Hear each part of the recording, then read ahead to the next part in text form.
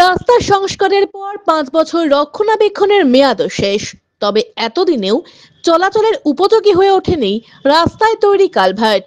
এদিকে রাস্তার অবস্থাও বেহাল হয়ে পড়েছে, ফলে প্রায়শই ঘটছে দুর্ঘটনা। কালভার্টের দুধার বসে যাওয়ায় বিপজ্জনক অবস্থায় চলাচল করছে বিভিন্ন যানবাহন। এমনকি ঘটনায় ক্ষোভে ফুঁসছেন আলিপুরদুয়ারের ফালাকাটা ব্লকের দক্ষিণ দেওগাঁও ভাঙারপাড়ের বাসিন্দা সহ পরিবহন কর্মী এবং নিত্যযাত্রীরা। অভিযোগ, প্রায় ৬ কোটি টাকা ব্যয়ে ৫ মাইল থেকে মাদারিহাট ব্লক সীমানা পর্যন্ত ১৩ কিমি রাস্তা পুনর্নির্মাণ করার পরও কালভার্টের কাজ অসমাপ্ত থেকে যায়। এদিকে বেহাল হয়ে পড়েছে গোটা রাস্তা।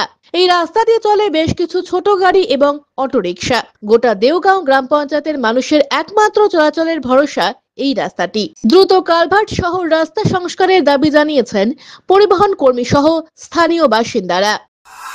আমাদের প্রচন্ড অসুবিধা হচ্ছে, যে কোনো সময় একটা দুর্ঘটনা বড় হইতে পারে। ঠিক আছে, আমরা চাচ্ছি রাস্তা মেরামত করা হয় শীঘ্রই। ঠিক আছে, যে কোনো একটা বাইক বা টোটো যে কোনো গাড়ি যাওয়ার সময় খুব সতর্ক হওয়া দরকার। একটু ব্যতিক্রম হলে গাড়ি পাল্টে হয়ে যাচ্ছে। প্রতি মাসের তৃতীয় রবিবার এসএসকেএম হাসপাতালের চিকিৎসক ডাক্তার অরুণাভ ঘোষ এমডিডিএম এন্ড্রোক্রিনোলজিস্ট রোগী দেখবেন জেলা পরিষদের বিপরীতে জলপাইগুড়ি মেডিকেলে। তারা সুগার, থাইরয়েড, স্মৃতিশক্তি কমে যাওয়া, অতিরিক্ত ওজন, হাত পা যন্ত্রণা, দুর্বলতা, মাথার চুল উঠে যাওয়া, একাগ্রতার অভাব ইত্যাদি সমস্যায় ভুগছেন। তারা ফোন করুন 9933342740 এই নম্বরে।